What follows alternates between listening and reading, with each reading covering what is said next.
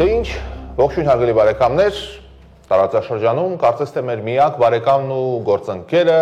տարածքային ամբողջականության, անձեռնմխելիության աջակիցն ու այսպես կոչված Զանգեզուրյան միջանցք չհանդուրժողը Իրանի Իսլամական Հանրապետությունը նախագահի մակարդակով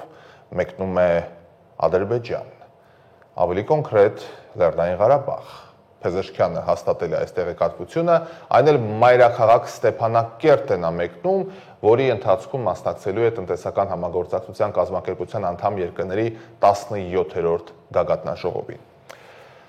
Այն տեղի ունենալու օկուպացված Ստեփանակերտում եւ տևելու է հուլիսի 3-ից 4-ը։ Հիմա կասեք, ինչ արած ժողով է գնում է, մենք ինչ ենք մեզ վազքում։ Բան չէ, պարզապես եկեք ընդունենք, որ մեզ համար նման հրապարակային ճանապարհորդությունները, այն էլ բարեկամ երկրի կողմից ընդունվում են բավականին ցավագին, որոշ դեպքերում անգամ թշնամաբար։ Հիշենք Լուկաշենկոյի պատմությունը, մինչև հիմա չեն կարողանում ներել, ինչպես թե գնաց, վերջը գնաց, պտտվեց Շուշիում, նվերներ անգամ տարավ, բա ժպիտը։ Դրանից հետո գիտեք, Փաշինյանը հրապարակային ելույթներում ասաց, որ իր ոդկը Բելարուս այլևս չի լինի եւ ցանկացած միջոցառում, որ տեղի է ունենում, Փաշինյանը մասնակցում է հեռավար։ Մեզ վերջերս նմանատիպ երևույթի ականատես եղանք։ Հիմա էլ տեսեք, Փեզեշքյանն է մեկնում։ Մյուս կողմից, եթե բարեկամներ Հայաստանը պաշտոնապես ամենաբարձր մակարդակով Լեռնային Ղարաբաղը, Արցախը պաշտոնապես ճանաչել է Ադրբեջանի մաս, բայց մենք ուրիշից ինչ ենք ուզում, ես դա չեմ կարողանում հասկանալ։ Ինչ ենք մենք ակնկալում, եթե մենք ճանաչել ենք բարձրագույն մակարդակով, ուզում ենք ուրիշներն էլ մեր ճանապարհով գնան կամ ուրիշները պաշտպանեն մեր իրավունքները։ Ահա այս երկակի մոտեցումների վրա էլ փորձում են խաղալ գերտերությունները, ովքեր եւ մեզ օգտագործում են։ Բայց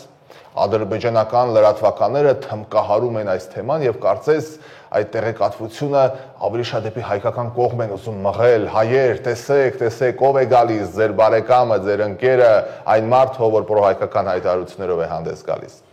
Իդեպ, ավելի վաղ նաև հաղորդվել էր, որ գագաթնաժողովին մասնակցելու են թե Թուրքիա եւ թե Պակիստանի առաջնորդները, եւ Էրդողանը եւ Շարիֆը հաստատել են մասնակցությունը։ Ահա եւ հերթական տարածաշրջանային պրովոկացիան, թուրք-ադրբեջանա-պակիստանյան եռադաշնությունը մեր բարեկամ Իրանի ուղեկցությամբ Ստեփանակերտում։ Դե ինչ խոսք, բավականին բարդ է միանշանակ պատասխանել այս հարցին, թե ինչ դիրքորոշում պիտի ունենա Հայաստանը։ Գնանք բելարուսական սցենարով եւ ակնհայտ վրթովմունք հայտնենք, իհարկե ոչ, ընկերներ։ Կարծում եմ Բելարուսի պարագայում մենք շատ ծանր տարանք այդ ամենը ոչ միայն այցելության համար, այլ այն փաստի, որ Բելարուսը լինելով ՀԱՊԿ անդամ երկիր, այսինքն մեր ռազմավարական դաշնակից, այդպիսի լկտի հրապարակային այց կատարեց, այնինչ մենք ակնկալում էինք ՀԱՊԿ-ից որոշակի պաշտպանություն։ Իրանի պարագայում իրավիճակը բոլորովին այլ է։ Իրանի հետ մենք ռազմական կառույցի որևէ պայմանագիր չունենք, մենք մեկ դաշինքի մեջ չենք, Իրանի հայտարարությունները, օրինակ մեր տարածքային անձեռնմխելիության, պաշտպանության համար եւ Հայաստան-Իրան պատմական սահմանի անկախտելիության մասին ավելի շատ ինքնապաշտպանական բնույթ ունեն, քան հայամետ։ Այո, Իրանը այդ հայտարարությունները սեփական անվտանգության համար է անում, քանզի շատ լավ գիտի, թե հյուսիսում թուրքական աշխարհի միացմամբ ինչ անդառնալի հետևանքներ կարող է լինել հենց Իրանի համար։ Ու այս ամենին եթե գումարենք տասնյակ միլիոնանոց իրանցի ադրբեջանցիներին, ովքեր ինչ խոսք այդքան էլ գոհ չեն երկրի ներքաղաքական իրավիճակից, ապա պատկերը շատ ավելի հստակ կդառնա։ Բայց հետաքրքրական է նաև այն փաստը, որ այցը կատարվում է ադրբեջանա-իրանական թվացյալ լարվածության ֆոնին։ Իսրայել-Իրան 12-օրյա ռազմական գործողությունների ընթացքում մի շարք պաշտոնյաներ, անգամ իրանագետներ հայտարարում էին, որ Ադրբեջանը իսրայելական պլացդարմ է Իրանի նկատմամբ գործողություններ կատարելու համար։ Սակայն, ինչպես տեսնում ենք, պատկերը բոլորովին այլ է, գուցե փոխվեց վերջին ժամանակներում, չգիտեմ, բայց օրերս Հայաստանում Իրանի դեսպան Մեհդի Սոբանի լրագրողների հետ հանդիպման ժամանակ նշեց, որ Ալիևը վստահեցրել է Փեզեշքյանին, որ իրենք թույլ չեն տա, որ իրենց տարածքը օգտագործեն Իրանի նկատմամբ հարվածներ հասցնելու համար։ Միևնույն ժամանակ պետք է մի փոքր ետ գնանք եւ հիշեցնենք, որ նույն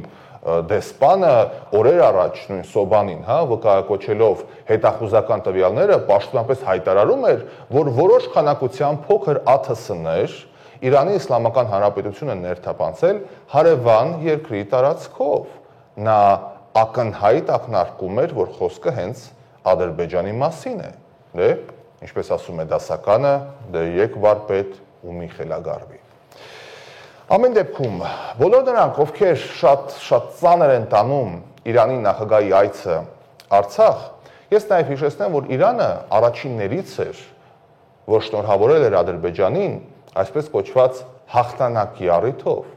20 թվականի նոյեմբերի 9-ի արհավիրքից ընդամենը ամիսներ անց, մայիսի 25-ին այն ժամանակվա Իրանի արտաքին գործերի նախարար Զարիֆը մեկնեց Բաքու, Իրանի արտաքին գործերի նախարարը շնորհավորեց Ադրբեջանի նախագահին հաղթանակի առիթով եւ հայտարարեց, որ Բաքուն կարող է պատմական դերակատարություն ունենալ ռեգիոնում խաղաղության հաստատման գործում։ Դե, այսպիսի բաներ, քաղաքականությունը ամենաանբարո արվեստներից մեկն է, գուցե ամենաան։ Այստեղ չկան հավերժ գործընկերներ, այստեղ կան միայն շահեր, որոնք շատ արագ կարող են փոփոխվել անգամ փոքրիկ աշխարհքաղաքական իրադարձությունների արդյունքում։ Մենք հայերս, ովքեր անցել ենք հազարամյակների մարտահրավերների միջով, պիտի վաղուց հասկացած լինեինք այս փաստը, որ սեփական ճակատագրի տնօրինումը մենք պետք է տնօրինենք։ Պատմությունը մեզ մի քանի անգամ ազատ ու անկախ, հզոր ու ինքնիշխան պետություն ստեղծելու հնարավորություն է տվել, ովքեր մոտ են կանգնած պատմությանը կփաստեն, որ անկախությունը իրապես երկնքից ընկավ մեր ձեռքը, իսկ մենք ինչ արեցինք։ Դե, մեղադրանքներ, անգլիացիք հեռացան, ռուսները դավաճանեցին, թուրքերը սպանեցին, ֆրանսիացիք խաբեցին ու այսպես շարունակ։ Ու մինչև երբ, հարց եմ տալիս, մինչև երբ։ Մտածեք այդ ուղղությամբ։